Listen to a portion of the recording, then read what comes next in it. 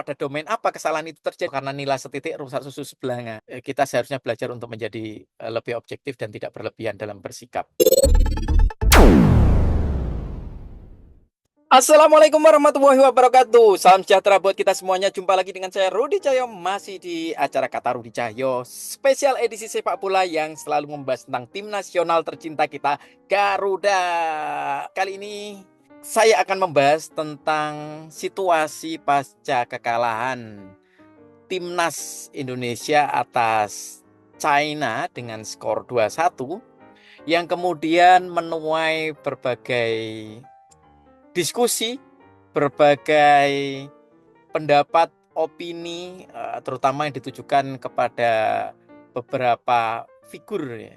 Di antaranya adalah pelatih kita, Sintayong, yang dinilai telah melakukan kesalahan dalam membuat starting line up, memasang pemain-pemain yang menurut para pengamat kurang perform, dan kemudian sampai pada ada kritikan-kritikan yang langsung menunjuk kepada pemain yang bersangkutan. Salah satunya adalah Asnawi Mangku Alam Bahar yang menjadi sasaran kritikan dari netizen. Dan kemudian tadi pagi saya kebetulan mendengarkan sebuah podcast obrolan tentang hal tersebut, dan salah satu yang dipersoalkan adalah soal kematangan netizen kita yang menunjuk langsung kepada pemain atau menunjuk nama, langsung mengkritik secara pedas terhadap pemain tersebut. Dan kemudian ada yang berpendapat secara berbeda bahwa ya namanya public figure ya sudah ya seperti itu. Kalau semakin tinggi level permainannya, semakin di kompetisi yang tinggi, semakin disorot, itu artinya resikonya ya memang seperti itu. Dan justru alih-alih mempersoalkan bagaimana sikap netizen, seharusnya berefleksi dan memperkuat mentalitas, memperkuat karakter pemain tersebut untuk terbiasa dengan kritikan atau hujatan ketika lagi underperform atau ketika performanya menurun.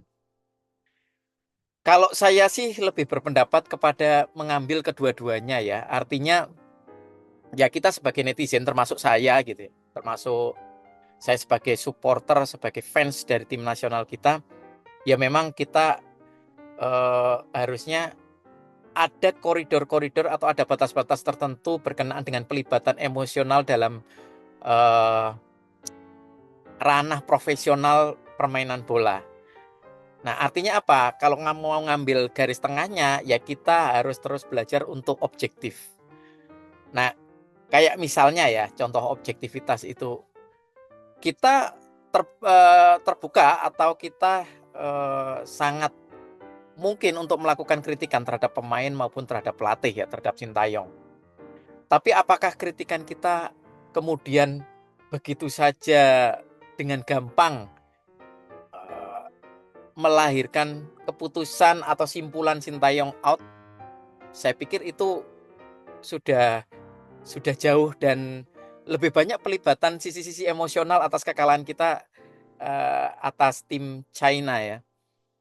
Ya memang dalam hal ini Sintayong melakukan kesalahan mungkin dalam hal menyusun starting line up, tapi sampai pada simpulan atau keputusan Sintayong atau STY out itu buat saya secara pribadi, jadi mungkin kita bisa saja berbeda dan itu tidak masalah buat saya, itu terlalu berlebihan dan terlalu jauh.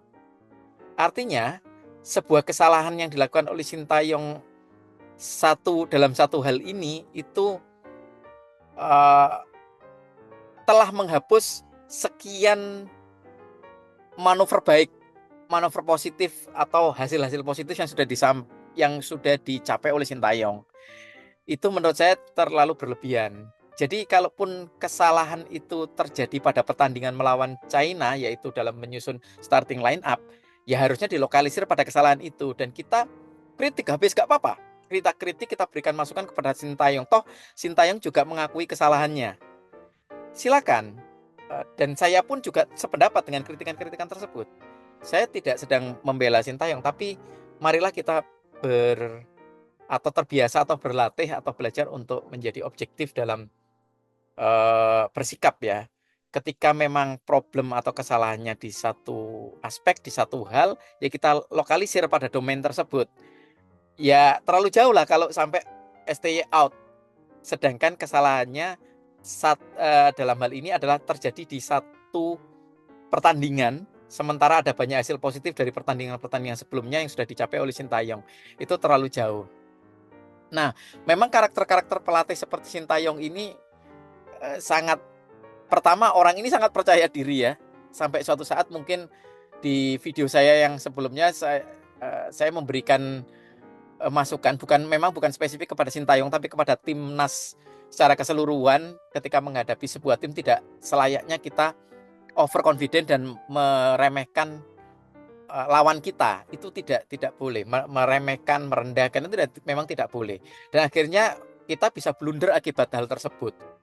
Dengan overconfidence kita akan lebih memandang itu sebagai hal yang ringan, remeh, sehingga antisipasi atau persiapannya jadi tidak sebanding dengan timnas China yang pada waktu itu justru lebih waspada. Kewaspadaan, kekhawatiran dalam hal atau dalam kadar tertentu itu penting. Segala sesuatu yang berlebihan itu tetap tidak baik. Nah, kalau saya berpendapat bahwa Sintayong sedang berlebihan dalam hal kepercayaan diri dan saya menyatakan itu tidak baik, tentunya kita juga bisa berefleksi sebagai supporter, sebagai fans, sebagai netizen, bahwa sikap kita yang melahirkan pada simpulan STY out itu juga berlebihan. Jadi sesuatu yang berlebihan itu tidak baik. Kita seperti menghapus panas setahun dengan hujan sehari, atau karena nila setitik rusak susu sebelanga. Dan itu buat saya berlebihan. Nah, ini adalah kebiasaan kita. Dan mungkin tidak hanya supporter kita ya, tapi mungkin supporter-supporter negara lain juga mungkin ada yang seperti ini, yaitu terlampau jauh atau banyak melibatkan sisi emosionalnya sehingga melupakan sisi objektifnya. Yaitu tadi, kita perlu melokalisir problemnya, dan kita pada problem itulah kita boleh berkomentar, boleh memberikan kritikan dan masukan. Dengan begitu kita akan hanya mempersoalkan objek. Namanya objektif itu mengacu ke objek. Jadi tidak menyerang person atau subjek. Dalam hal ini ketika terjadi kesalahan pada Sintayong, ya kesalahan itu adalah objek. Nah, pada aspek apa, pada hal apa, pada domain apa kesalahan itu terjadi, pada hal itu saja, atau pada aspek itu saja, atau pada domain itu sajalah kita memberikan kritikan. Sepedas-pedasnya tidak apa-apa, masukan apapun tidak apa-apa, tapi pada domain atau pada aspek itu. Kalau kita terlalu berlebihan dan kemudian membuang Sintayong, belum tentu kita dapat pelatih yang sekelas dia, terutama dalam hal improvisasi dan tidak bisa ditebak. Nah, kemarin itu improvisasinya mungkin terlalu berlebihan, makanya segala sesuatu yang berlebihan itu tidak bagus. Nah, kalau kita nilai percobaan atau eksperimennya Sintayong kemarin terlalu berlebihan, ya saya sependapat dengan itu.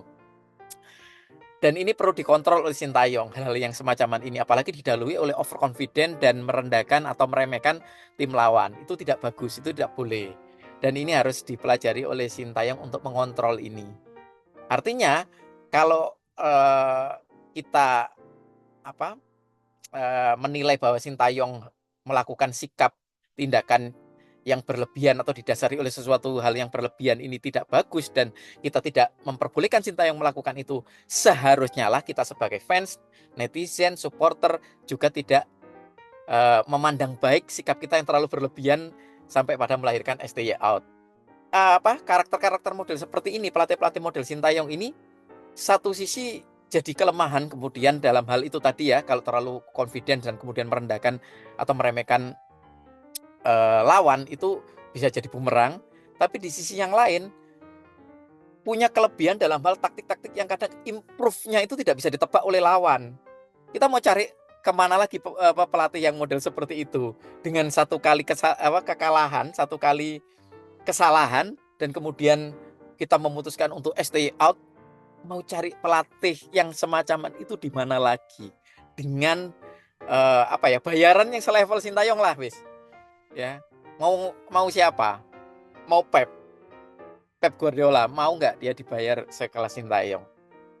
Pastinya standarnya tinggi dan tentu saja bukan pelatih yang mau melatih technically sesuatu yang sangat dasar mulai dari passing, operan dan seterusnya, dribbling, hal-hal yang mendasar mulai dari minus. Itu hanya Sintayong dan kita menghanguskan, melenyapkan itu semua hanya dari satu kesalahan dan ke satu kekalahan.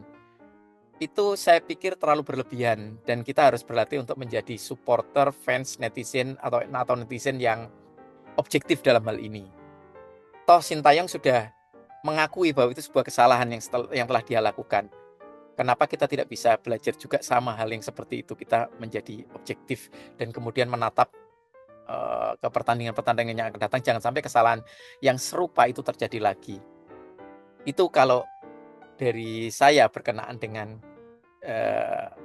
sikap kita sebagai netizen atau fans, saya lebih berpendapat kita seharusnya belajar untuk menjadi lebih objektif dan tidak berlebihan dalam bersikap.